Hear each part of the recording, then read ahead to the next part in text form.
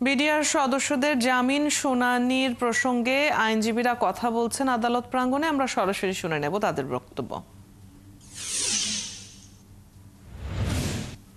এগুলি হয়েছে, এটা আজকে আর নতুন করে কোনো ঘটনা নয়। ওই সময়কার ওই রকম ভালনারেবল টাইমে, সেন্সেশনাল টাইমে পুরা দেশ যখন নাকি ভয়ে আতঙ্কে শঙ্কিত ছিল, ওই রকম একটা সিচুয়েশনের ভিতরেই দে ওয়ার গোয়িং অন। তারা তাদের মতো করে ফুর্তি করে চলে যাচ্ছে, ষড়যন্ত্রকারীদের সফল হয়ে গেছে। 17 জন সেনা কর্মকর্তা শেষ, মনে হলো বাংলাদেশ সামরিক বাহিনী শেষ, এবং তাদের নিয়োজিত মনোনীত তাদের পরিবারের একজন সদস্যকে director general of Bangladesh border guard এখন আর তৎকালীন বিডিআর এর প্রধান নিযুক্ত করা হয়েছিল। সবই ওই সময়কার ঘটনা। সকলকে ধন্যবাদ।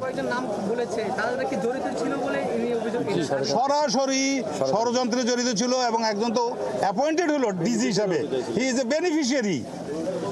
মানে ছিল না মানে কি, সে ষড়যন্ত্রে শুধু অংশগ্রহণকারী নয়, প্রধানমন্ত্রীর নির্দেশে, প্রধানমন্ত্রীর অ্যারেঞ্জমেন্টে, তার প্রোটেকশনে এই সমস্ত হয়েছে, এবং তিনি নিয়োজিত হয়ে গেলেন বর্ডার গার্ড বাংলাদেশ আজকের আর তৎকালীন বিডিআর এর প্রধান।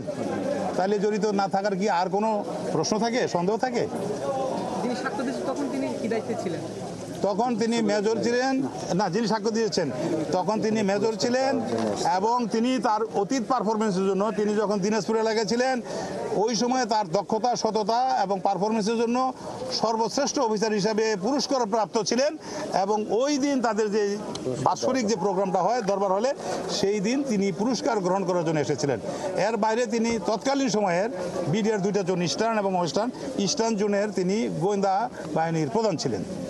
সেই হিসাবে তিনি অত্যন্ত সম্পৃক্ত, সংশ্লিষ্ট ব্যক্তি ছিলেন, যার কাছে তথ্যসমূহ আসার কথা। আর আগেই বলেছি, তিনি প্রত্যক্ষদর্শী, তিনি আহত, তিনি দীর্ঘদিন পরবর্তীতে চিকিৎসা গ্রহণ করেছেন, এবং তিনি এই কথাগুলো বিভিন্ন মাধ্যমে প্রকাশ করেছেন তখনও, আজকেও আবার নতুন করে বললেন। সকলকে ধন্যবাদ।